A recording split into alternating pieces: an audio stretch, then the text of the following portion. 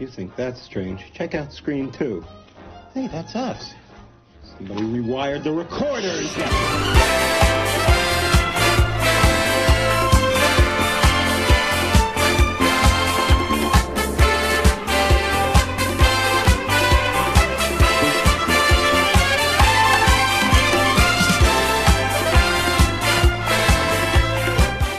Jake, we're wearing the same clothes. They're gonna think we got... Welcome back, everyone, to Remembering the Razzies. 90s, week 2. 90s. Remember the I did that bit last time. Hey, remember the 90s? Hey, remember 1990? No, but I remember 1991, the year that Hudson Hawk was made. It's a movie that we watch with our eyes, and our ears, and our hearts. This is 1999. 91. 1. We're trying. I want to be out of the 90s already. Oh, too bad. We got The Addams Family, JFK, Silence of the Lambs won Best Picture. Beauty and the Beast was nominated for Best Picture. Hook was not nominated for Best Picture. What about T2? T2 wasn't, but it came out this year. Good year for movies. Very good year for Very movies. good Yeah. year for movies.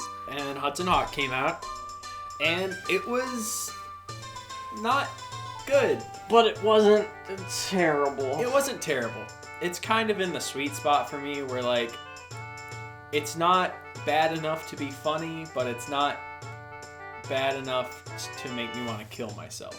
Yeah, it's not Ghost Can't Do It bad. Yeah, like... But it's not Ford Fairlane good. Right. It seemed like they were trying to come up with, like, a fun plot. Yeah, it was too convoluted. It really is. Most of the movie, I didn't know what people were doing. I didn't know why people were doing stuff. I didn't know how people were interconnected. Everybody knew each other, but it didn't really explain how. This is a movie about Bruce Willis trying to steal artifacts from Leonardo da Vinci.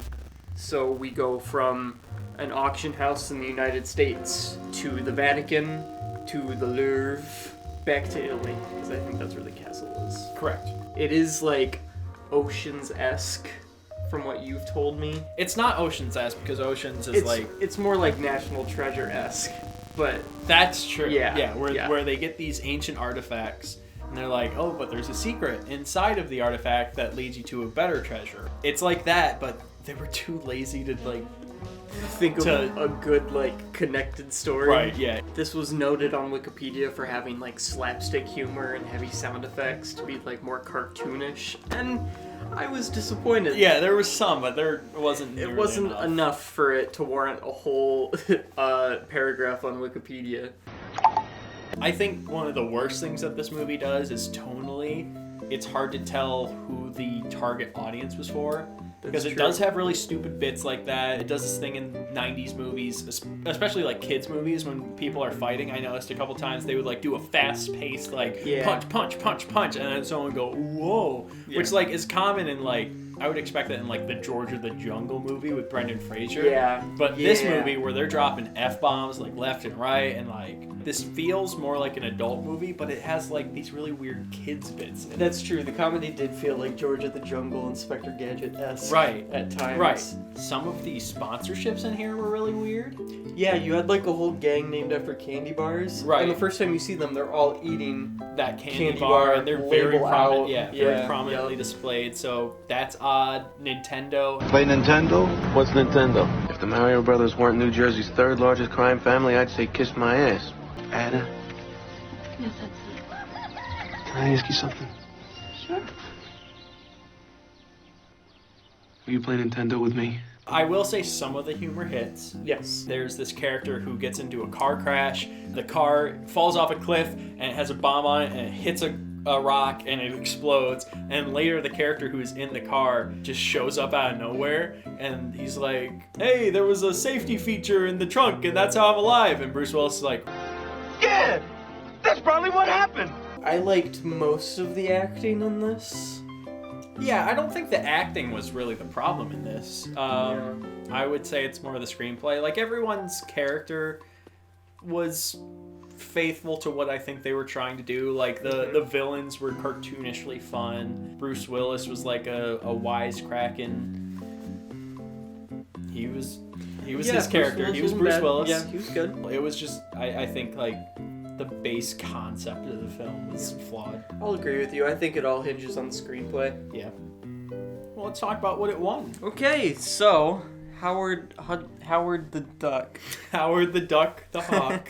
Worst screenplay, worst director, and worst picture.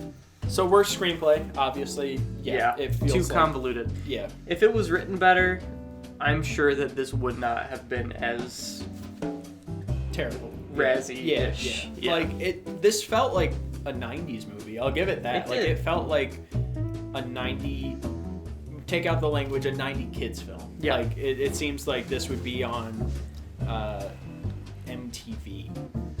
Yeah. In terms of worst director, the guy who directed Cool as Ice doesn't even have a Wikipedia. Having not seen Cool as Ice, which is a movie about, or like surrounding Vanilla Ice, the rapper. It's essentially a fantasy film about how cool Vanilla Ice is.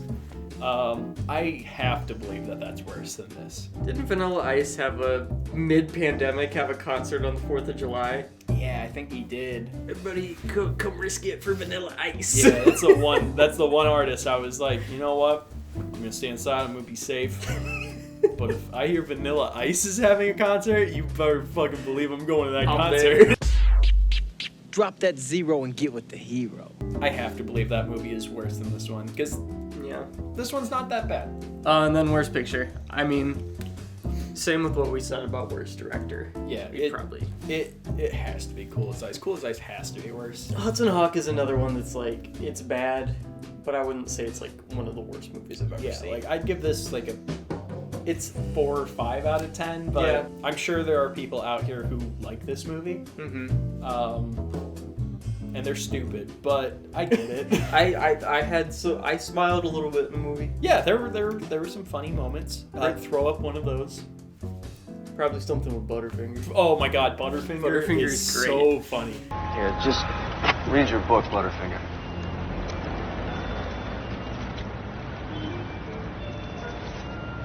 Not in a boat, not on a train, not with a goat, not in the rain.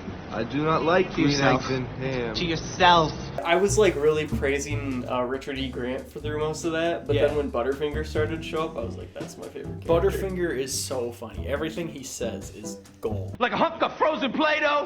like a Gumby in the store? What the fuck are you laughing? Oh, keep laughing, Jumbo. Make it come out my nose. Well, yeah, Richard Grant was nominated for supporting actor. Which, disagree. Richard Grant was probably, like, acting-wise the best. He was funny. He was supposed to be over the top. He was supposed to be funny. I liked him. When they turn on the evil contraption, and he just starts pumping the air. Oh my God, gold. Anyway, would you like to rank this? Sure, let's rank it. I feel like it's predictable where we're going to place it. Oh, man. I would put it probably the best made. If we're talking about purely like camera work and editing and stuff, I would put this above Ford Fairlane just because this seemed like a competent 90s movie. If you take away the script, like it looked fine. That's fair. I'll give you that. Yeah. I don't have anything against Ford Fairlane necessarily. No, because I definitely think Ford Fairlane is more entertaining. 100%. Yes, I agree. If you think it's second place on both, I'm fine with that. I'll give it best made. Okay. I mean, I think when it comes to terms of filmmaking, I think Ford Fairlane and this are pretty close. Yeah, it's just Ford Fairlane is a lot more entertaining. Yeah. Okay, I'll give you that. The 90s are starting off real mediocre. There's nothing like, I mean, Ghost Can't Do It was pretty bad, but there's nothing like so terribly bad like Leonard Part 6 bad. Yeah. But there's nothing so hilarious like what was a really funny one that we watched in the 80s? These movies have killed my brain. So let's see where we're going next week. Give me a good 90s movie. Give me that shining through. Oh, that sounds like shit. What's that? Oh. It's a World War II drama film. Okay, 132. When I see World War II drama, I'm like, that's going to be 4 hours long. 132 minutes is still 2 hours, though. That's true, but it's not 4. I know.